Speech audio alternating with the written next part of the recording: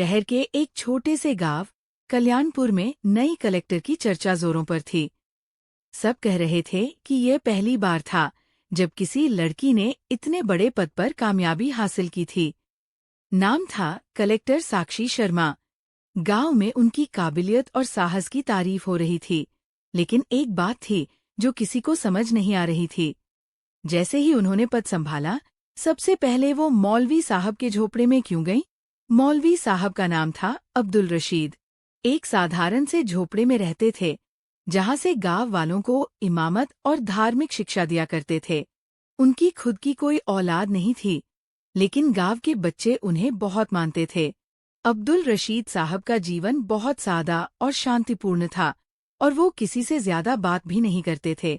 उनकी आंखों में हमेशा कुछ छिपा सा लगता था, जैसे किसी पुरानी याद का बोझ। साक्षी के कलेक्टर बनते ही जैसे ही उन्होंने गांव में कदम रखा, सीधे मौलवी साहब के झोपड़े की ओर चल दीं। वहां पहुंचते ही मौलवी साहब चौंक गए। उनके झोपड़े के बाहर खड़ी साक्षी शर्मा, जो अब एक ऊंचे पद पर थीं, ने उनके सामने झुककर कहा, अब्बा, मैं आ गई।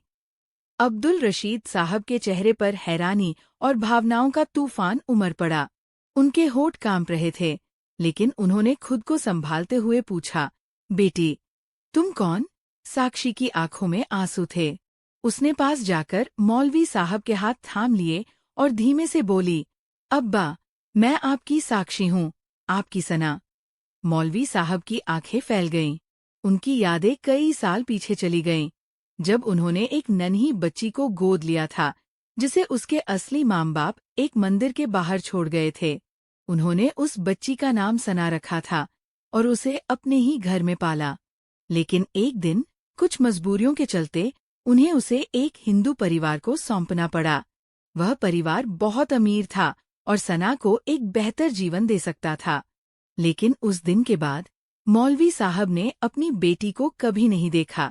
साक्षी ने रोते हुए कहा, आप मुझे छोड़कर चले गए थे, लेकिन मैं आपको कभी नहीं भूली। वो लोग मुझे अच्छे से रखते थे, लेकिन मेरा दिल हमेशा आपके पास था। मैंने पढ़ाई की, मेहनत की और कलेक्टर बन गई, ताकि एक दिन आपके पास वापस आ सकूं।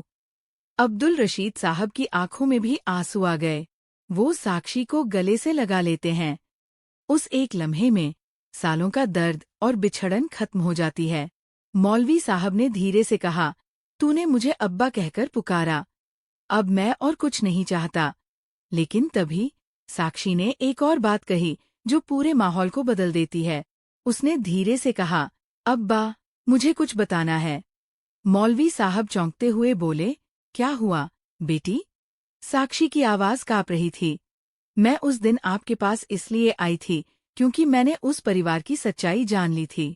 वो लोग मुझे खरीदने आए थे, अब्बा। मौलवी साहब का दिल धक धक करने लगा। साक्षी ने अपनी बातें जारी रखते हुए कहा, उन्होंने मुझे मेरे असली माँ बाप से खरीदा था। मैं कभी समझ नहीं पाई कि आपने मुझे क्यों छोड़ा, लेकिन आज मुझे सब समझ में आ गया है। मौलवी साहब को अब कुछ समझ नहीं आ रहा था। उन्होंने पूछा, कौन थे वो लोग?